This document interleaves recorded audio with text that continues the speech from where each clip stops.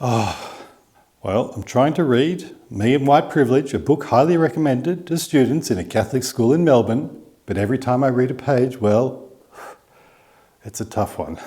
Even just getting through some sentences is tricky. Let me give you an example. People often think that white supremacy is a term that is only used to describe far-right extremists and neo-Nazis. However, this idea that white supremacy only applies to the so-called bad ones is both incorrect and dangerous, because it reinforces the idea that white supremacy is an ideology that is only upheld by a fringe group of white people. White supremacy is far from fringe. Crikey, this woman really needs to read Thomas Sowell, anything by Thomas Sowell. She's perhaps a product of the liberal era in America, which according to Thomas Sowell was the worst era for African Americans since slavery, or even worse than slavery. Think welfare state and victim culture. Anyway, while we're in America, let's ponder how a teacher might write a lesson on biology for Pride Month. She's relaxing after a day of teaching youth about their patriarchal white privilege.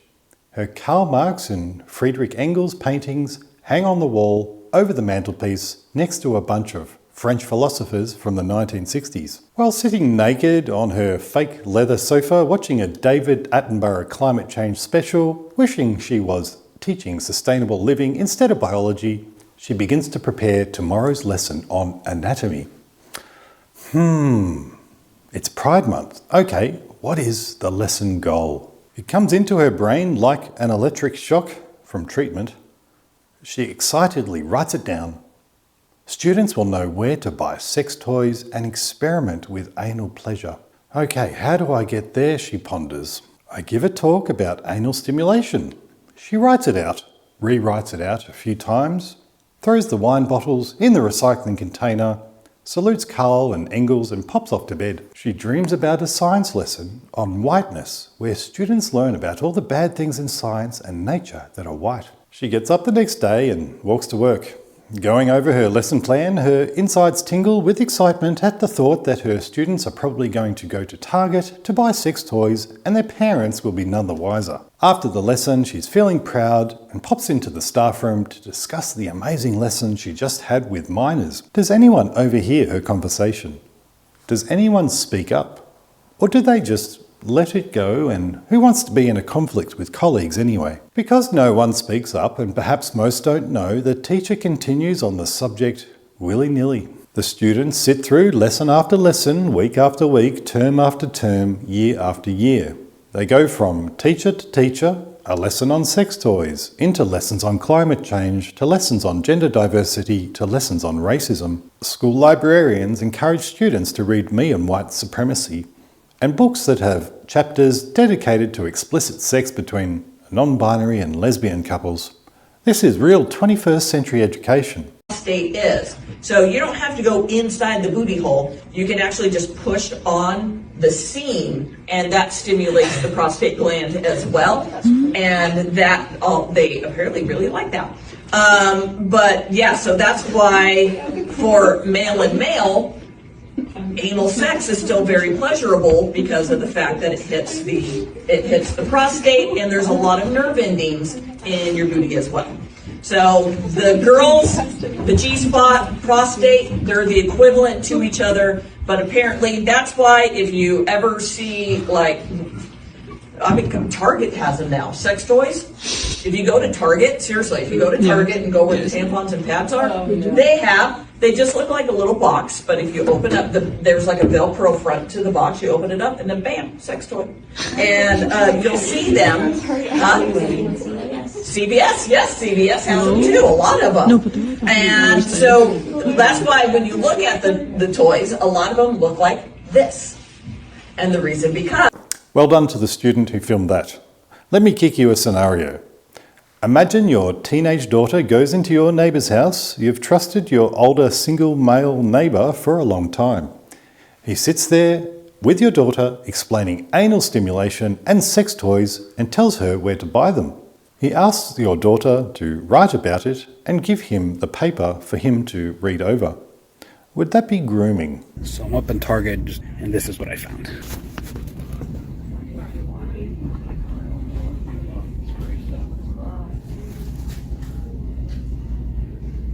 what in the VIP is going on in Target? Then if you look right next to it,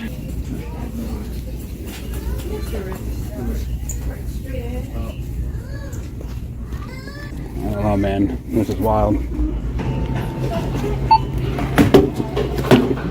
Or how about your 5-year-old daughter comes to you and says, rubbing your clitoris makes you feel good.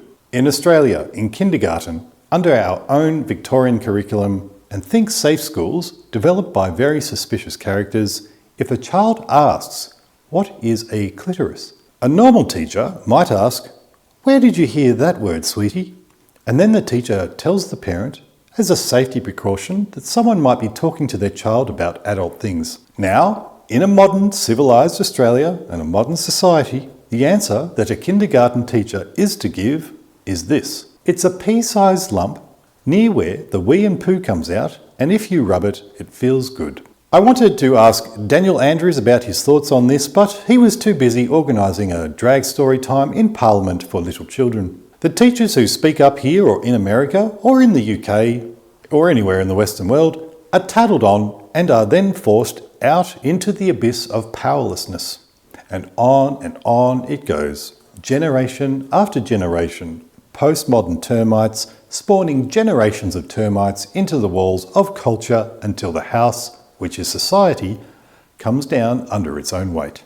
Now, if children want to head down the path of transitioning, which eventually involves chemical castration, breast amputation, and a lifelong journey of expensive big pharma drugs, among other things, if the parent steers them in another path or asks the child to wait a few years, the parent is breaking the law and can be prosecuted. The system is not quite good for parents, and Victorian Labor voted this through, and Victorian Liberals curled up into a little pathetic weak ball. Taking away parental control was Friedrich Engels' idea. He co-wrote the Communist Manifesto with Karl Marx around the time we had our first gold rush here. Even Uncle Karl thought it was too extreme and it was taken out of the revised manifesto. So, with subversive lessons encouraging white children to hate themselves, black children to buy into victimization and buy sex toys, it may be no surprise that the homeschooling industry in America is now booming. It went from roughly 2 million registered students to over 5 million in the space of a few years. Keep in mind, this is registered homeschoolers. It's estimated that this number is doubled if you include non-registered. And it's increasing across the Western world, including in Australia. Despite many concerns about the education industry and its ability to indoctrinate students and take away parental parenting, people are doing things. So now to some more hopeful news. I've been invited to a somewhat underground samizdat-style education seminar which will be held at Campion College, Sydney in a few weeks. The first one was held last year in Melbourne. We heard from some very interesting schools, staff, principals and other folks in academia and education and looked at what needs to be done in education to right the ship for future generations. The seminar this year includes talks about the movement across Australia by concerned parents, teachers and others to either start new schools or strengthen existing ones. Which is why I've been invited, and this time to give a short speech, because I am creating the True Arrow Academy, an online resource platform for youth anywhere, also for adults, with lessons written and run by academic heavyweights and people with alternative views from across Australia and internationally, with each lesson followed by a quiz and later lesson plans for target audiences. Basically, the seminar is about bringing people together who are keen on enriching the minds of students rather than stunting minds with the agendas of adults. It's invite only and I can't tell you who is attending in the audience, but it's an interesting and intimate mix of folks from various places, including teachers, principals, professors, academics, authors, and people from various societies and think tanks, all keen to tackle the education problem and from all around Australia. Although you can't go, I've been asked to film it this year and I will have the talks on my True Arrow channel. I've just spent $500 on wireless mics, so I'm just testing it now, so I'm looking forward to using these. There will be talks on classical education, the purpose of education, a talk on the universal ethics in faith-based schools, and a talk about the place of literature in the school curriculum, as well as the networking, I'm looking forward to the talk about the place of history in the school curriculum and hearing from 2 schools in regards to the challenges and opportunities in establishing new schools. The principal from Harkaway College gave an amazing insight into Harkaway College last year. If you're a parent in Eastern Melbourne, it's a school well worth checking out. So I look forward to sharing the talks with you and hope that you get something out of them. From a possible school for your son or daughter to attend, or you might just be happy to learn that there are people around investigating and providing solutions to the education agenda. I'll be talking about the True Arrow Academy at the seminar. The online platform is still a work in progress and it's looking nice and it should be ready before the seminar. It's all about scaling up content now. I've just spent several thousand more dollars to get certain bits of gear. I finally bought my lights and softboxes, although not using them right now. They're in the mail. While I'm up in Sydney, I'll be filming a couple more lessons for the Academy. A historian has written an excellent and engaging lesson on economics called The Seen and the Unseen.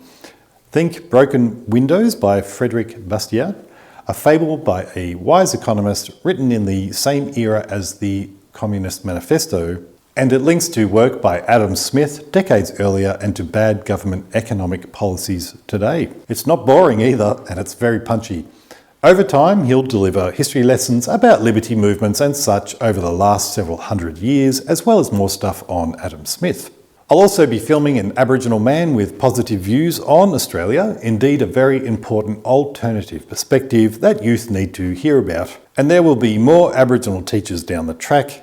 They're just a bit busy at the moment in trying not to have race put into the Constitution. Then I'll stick around for the Friedman Conference in Sydney to scout out other potential teachers to create lessons that will help youth understand the world around them, develop critical thinking, alternative points of view, self-worth, and to develop resilience. I also have a video of a speech Moira Demon gave last Friday, which no one really saw, which should be out soon. A very good speech. For now, I'll try to get back onto this book review on white supremacy, white privilege. Here we go. Quote, "White supremacy is an ideology, a paradigm, an institutional system, and a worldview that you have been born into by virtue of your white privilege." Yeah, my Irish ancestors with all their white privilege. If you want to stay abreast of the True Arrow Academy, please pop over to truearrowevents.com and the email subscription prompt will pop up in about 10 seconds. Stay tuned. Lots of work to do. Hello. Hello, little thing. I have to give you a name. Mike the Fluffy. Privilege microphone. But you're black. Black privilege microphone. Little black. Black box. Fairy box. Fairy black box. I've got a little fairy box.